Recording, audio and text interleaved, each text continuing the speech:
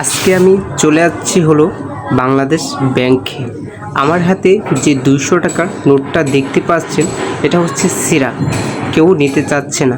তাই ভাবলাম যে বাসার সামনে বাংলাদেশ ব্যাংক, তাহলে বাংলাদেশ ব্যাংক থেকেই চেঞ্জ করে আনি।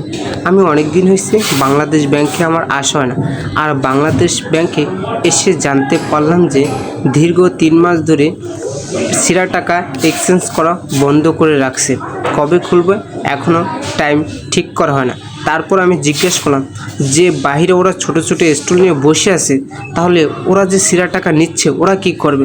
তো আমার একটা সরল মনে প্রশ্ন, বাইরে ওরা ছোট স্টল নিয়ে বসে আছে টাকা এক্সচেঞ্জ, ছেঁড়া টাকা বদলি, তো এখন বাংলাদেশ ব্যাংকে যেহেতু এক্সচেঞ্জ বন্ধ করে দিয়েছে, ওরা এই ছেঁড়া টাকা কী করবে নিয়ে?